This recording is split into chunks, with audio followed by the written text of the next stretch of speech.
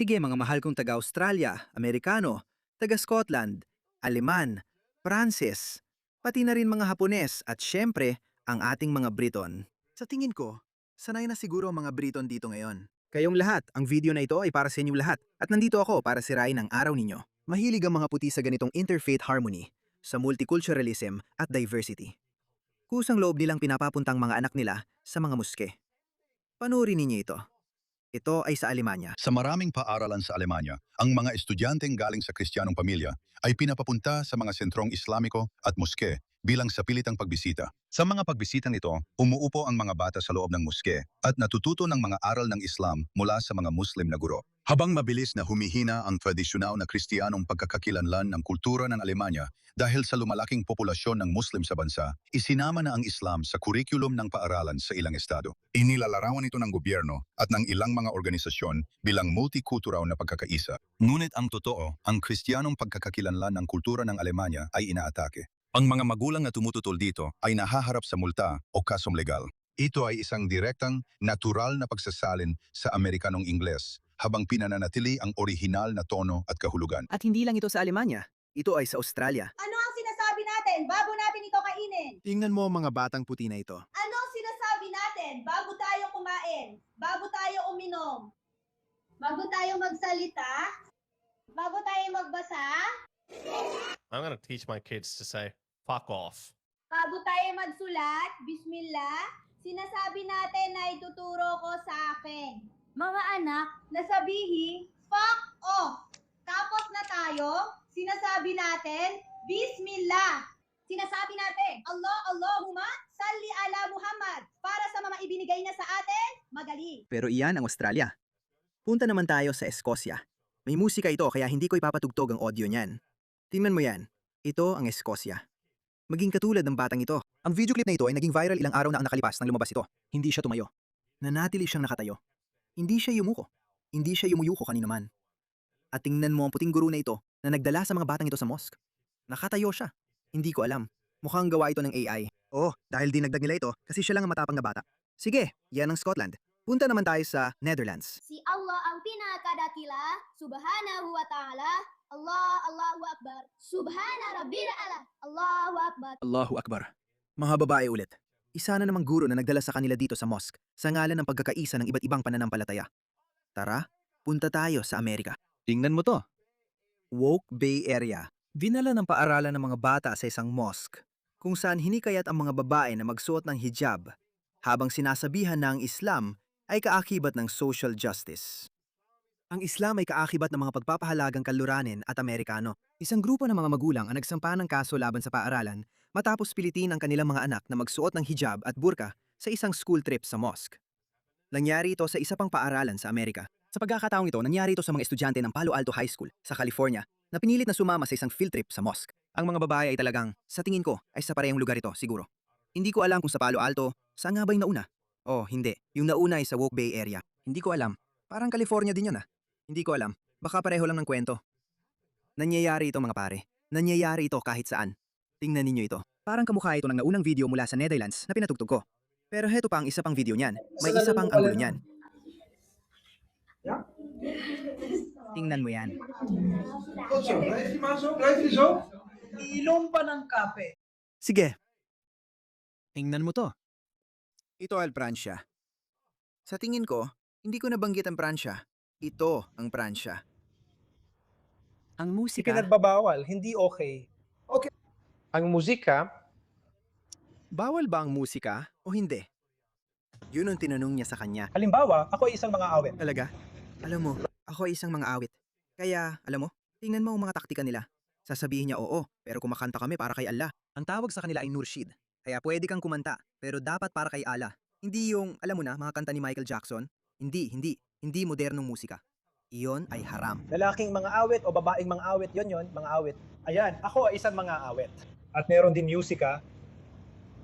At kapag may musika, bibigyan ko kayo ng mga halimbawa. Okay? At meron ding muazzin. Sa Muazzir Kita mo? Radio Allah. Hindi ko pa napanood ang video na ito. Kita mo, pero sinasabi niya na oo, Diyos. Yung lalaki na sumisigaw ng Allahu Akbar, alam mo yon, at yung napakasamang ingay na tinatawag nilang tawag sa panalangin. Yung lalaki na tumatawag, tinatawag siyang muazzin. Yung nagbibigay ng adhan ay tinatawag na muazzin. At sinasabi niya ang muazzin ay para mga awit, hindi ba? Ayaw natin ang ganitong barbarikong ideolohiya. Tara na, magising na tayo.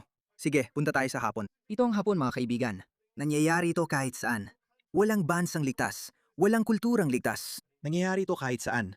At sino nagpapahintulot nito? Tingnan niyo ang woke na Greens MP, Hannah Spencer. Tingnan niyo ang babaeng ito. Sulitin mo na habang meron pa, Hannah Spencer. Dahil ngayon, pwede mo pang ipakita ang iyong blonding buhok. Pero hindi na magtatagal dahil ang mga konseho sa UK ay nagsimula ng sabihan ng mga residente na magsuot ng burka. Hindi man burka, pero sinabi nilang magtakip na kayo. Huwag ipakita ang inyong mga balikat. Huwag ipakita ang inyong mga binti. Dahil alam niyo namang, marami tayong mga Muslim. Ngayong umaga, nasa Medina Mosque ako at napakasarap ng pakiramdam na makisaya at makisama sa panalangin kasama ang lahat para sa Eid. Nakakuha ako ng maraming candy. Nagsuot din ako ng mga sosyal na hikaw mula sa Longsight Market. Gustong gusto ko ito. Napakatangan niyang babae. Kaya yun, marami pang ibang mga video rin. Siyempre, hindi ko nagagawin. Sa tingin ko, malinaw na ang punto. Kaya kung tungkol ito sa pagkakaisa ng iba't ibang pananampalataya, kung tungkol ito sa pag-unawa sa ibang kultura, palagi kong sinasabi, bakit hindi natin nakikita ang mga batang Muslim na pumupunta sa simbahan? Bakit hindi sila pumupunta sa mga templo? Bakit hindi sila pumupunta sa ibang simbahan o sinagoga? Bakit? Dahil hindi naniniwala ang mga Muslim sa ganitong interfaith na kalokohan. Hindi talaga. Ganito ang sinasabi nila. Pakinggan mo ang babaeng Muslim na ito. Pakinggan mo kung ano ang sinasabi niya. Nagrereklamo pa nga siya tungkol dito. Hayaan natin siyang magsalita. Nakatanggap ko lang ng isang nakakaintrigang mensahe mula sa isang nanay. At sinabi niya sa akin na mapapapasok raw ang paaralan ng isang tao mula sa simbahan para magturo ng edukasyong pangrelihiyon. Kaya, kailan pa natin kinailangan ng isang tao mula sa simbahan para magturo ng edukasyong pangrelihiyon sa mga bata? Anong nangyari sa pagkakaisa ng iba't ibang pananampalataya? Lumaki ako, may kurunon, may libro at iyon ay tungkol sa pag-aaral ng relihiyon. Inaral ko yon kasama ang guro ko. Oo, Dahil wala pa kayong masyadong impluensya noon. Kung meron lang, siguradong tumutol na rin kayo doon. ano bang kinalaman nito sa simbahan? Sigurado akong wala namang nagreklamo tungkol dito. Pasensya na sa pananalita ko. Paumanhin, galit ako. Sigurado akong wala namang problema ang babaeng ito sa mga batang hindi Muslim na pumupunta sa mga muske. Pero biglang may pastor na galing simbahan. Nakalimutan na nila ang pagkakaisa ng iba't ibang pananampalataya. Pumapaso para magturo nito. Sinabihan ba kayo na inyong paaralan ng ganito? Kung oo, mag-usap tayo sa comments sa ibaba at alamin natin kung anong ginagawa ng ilan sa inyo. Ang kapansin-pansin, gusto malaman ng magulang kung pwede niyang i-exempt ang kanyang anak mula sa mga listahang iyon. Wow! Gawin ang ilan sa mga ginagawa ninyo. Ang nakakatuwa ay gusto ng magulang malaman kung pwede niyang i-exempt ang anak niya sa mga araling yon. Nung araw pwede, ngayon sa tingin ko iba na. May nakakaalam ba? Ilagay natin yan sa mga komento at mag-usap tayo tungkol dito. Tingnan mo ito. Ito ang sinasabing Shoaib. Bilang isang Pakistani Muslim, masasabi ko ito ng buong puso. Kung may gumawa nito sa mga anak ko sa isang paaralan, kung saan dapat silang matuto ng math, science, at iba pang akademikong asignatura, hindi relihiyosong pag-aaral, hindi lang ako magagalit. Magsasagawa ako ng kampanya para siguraduhin hindi na ito mangyari. Ito ang nangyayari. Tingnan mo ito. Walang problema sa pagdadala ng mga puting hindi Muslim na bata sa Islamic education na kalokohan. Ayan, ganyan ang nangyayari sa mga muske, by the way. Hindi ko na ipapalabas ang video. Oo. Ito ang video na gusto kong ipakita. Tingnan mo ito. Nangyari ito sa Australia. Habang nararanasan ng mga bisita sa unang pagkakataon ang mga panalangin Islamiko, napansin ni Ahmed na hindi tama ang suot ni Isaac para sa okasyon. Habang nagdadasal, ang medyas niya ay nasa ilalim ng tuhod at nakashort siya, kaya kita ang tuhod niya. Sa Islam, kailangan mong takpan ang bahagi mula pusod hanggang tuhod kapag nagdadasal. Oo, alam mo. Just gawin mo akong diktador. Kung naging diktador ako, Diyos, marami sa inyo ang nagtanong sa akin na tumakbo sa pwest o kung ano paman. Hindi ako politiko, hindi ko kaya. Pero minsan, naiisip ko ring maging diktador kahit isang buwan lang. Hindi ako taong sakim sa kapangyarihan. Ayokong magkaroon ng kapangyarihan. Hindi ako naniniwala dyan. Pero baka para sa ikabubuti rin. Kasi kung naging diktador na ako, pupuntahan ko bawat bahay, bawat tahanan, bawat muske. Hihilahin ko ang mga tao palabas at sasabihin, pasensya na, kailangan ninyong umuwi. Nagdarasal siya at nakalabas ang kanyang mga tuhod. Kaya tinanong ko siya kung pwede niyang itaas ang kanyang medyas para matakpan yun. Minsan, sa pagsubok natin turuan ng iba tungkol sa ating mga pagpapahalaga, maaaring magmukha tayong bastos o brusko. At ayun ang isa sa mga alalahanin ko sa ilan sa ating mga estudyante. At iyon ay isang bagay na kailangan nilang matutunang iwasan. Oo, gawin mo ito ng magalang. Raydurin mo siya ng palihim. Huwag mong gawin biglaan. Totoo ito. Hindi ko ito pinalalaki. May isang imam na nahuli sa video na nagsasabing kapag may puting Muslim o hindi Muslim na babae na lumapit sa iyo at nagpapakita ng interes na maintindihan pa ang tungkol sa Islam, huwag mong sabihin sa kanya ang tungkol sa talata ng pananakit sa asawa. Huwag mong sabihin sa kanya ang tungkol sa poligamya. Huwag mong sabihin sa kanya ang tungkol sa sexual na pagkaalipin sa Islam. Huwag mong sabihin sa kanya ang tungkol sa mga bagay na yon. Sabihin mo sa kanya ang magagandang bahagi, na ang Islam ang unang reliyon na nagbigay ng karapatan sa ari-arian ng mga babae. Sabihin mo sa kanila ang mga bagay na yon. At kapag nagbalik loob na sila sa Islam, saka mo sabihin sa kanila na, hey, iniutos ng ating propeta na makipagtalik ka sa iyong asawa kahit na nasa likod ka pa ng kamelyo. Totoo? Ano ni Muhammad? Hadis ni Muhammad. Pinayagan ng ating propeta. Nasa Quran ito, sa totoo lang, hindi lang propeta. Ang mga lalaki ang tagapangalaga o namumuno sa mga babae. At kung sumuway ang babae, pwede siyang bugbugin ng lalaki. Sabihin mo sa kanila ang mga bagay na ito mas bandang huli na kapag nag-Muslim na siya. Kung sabihin niya, ay sorry, gusto kong matras. Hindi ito sinabi sa akin. Ang parusa sa pagtalikod sa pananampalataya ay kamatayan. Ngayon, kung iiwan mo ang Islam, pwede mo namang gawin. Iwanan mo ang Islam, pero kailangan ka naming patayin dahil doon. Hindi pa ako nagdasal noon, hindi ko pa nga ito naisip, pero nakapag-meditasyon na ako dati at ang sarap lang ng pakiramdam na nandoon ako sa kwarto kasama ay grabe, sila. itabi mo to. Hula rin ang buhok niya. Ilabas mo siya sa kung anong dahilan. Hindi ko alam, wala naman. Pero sinusubukan ng mga siyentipiko na alamin kung ano bang meron sa mga taong may pulang buhok na parang may pagkahumaling sa Islam. Lahat ng puting nagko-convert na nakikita mo, ewan ko kung bakit, pula ang buhok. Hindi ko alam kung bakit. Kaya, pula rin ang buhok niya.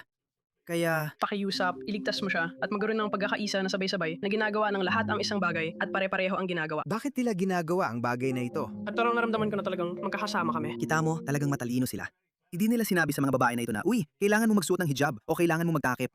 Kita mo, hindi tinakpan ng mga babaeng ito ang kanilang buhok. At ito ang ibig niyang sabihin sa, alam mo na, huwag masyadong biglaan. Maging mahinahon. Maging mahinahon. Gawin natin ang mga simpleng ehersisyong ito. At kapag tama na ang panahon, siyaka natin sila papasukin. Huwag ninyong sabihin sa kanila ang tungkol sa mga bahaging ito. Lumika ang Diyos ng isa pang uri ng hayop, at yon ay babae. At sila ang mga taong ito, mga pare. Sila ang mga taong dahil sa kanilang mga photo ops, nagbibigay sila ng maikling talumpati, at yan ang resulta. Sa kultura, hindi pa nangyari sa kasaysayan ng tao na ang isang mas mababang kultura ay madaling nadumina sa isang nakatataas na kultura. Na siyang kulturang kanluranin. Sa tingin ko, ang kailangan lang natin ay kaunting pananampalataya, kaunting paggalang sa sarili. Pero ito ang dahilan kung bakit sa tingin ko, unang tinarget nila ang pambansang dangal ng lahat ng mga bansang ito. Pinaramdam nila ang kahihiyan sa Britanya dahil sa kolonyal nitong nakaraan. Pinaramdam nila ang kahihiyan sa Alemanya dahil kay Nazi Hitler. Pinaramdam nila ang kahihiyan sa Alemanya dahil sa Alemanyang Nazi. At pinaramdam nila ang kahihiyan sa Amerika dahil sa pambubomba sa mga walang kwentang bansang ito. Sabihin mo, alam mo, ipinagmamalaki namin yon, ginawa namin yon, ipinagmamalaki namin yon. Sige. Siguro mas mabuti pang mag-invest kayo sa agama teknolohiya kaysa paulit-ulit na ibinabagsak ang ulo nyo sa lupa at itinaas ang puvit nyo sa ire ng 5 beses sa isang araw. Baka sakaling mapantayan nyo ang kanluran pagdating sa teknolohikal na kakayahan. Ipagmalaki nyo yon. Ito ang sinasabi ko, tama? Alam mo, hindi ako humihingi ng paumanhin sa ginagawa ng Israel sa Gaza. Pasensya na. Magloko ka, malalaman mo ang resulta. Ipinakita ng komunidad ng mga Muslim sa mundo ang tunay na mukha ng Islam bilang isang relihiyon ng kapayapaan at pag-unawa. Nagong yan. Pare, kinasusuklaman ko ang mga taong to. Dapat ikaw rin.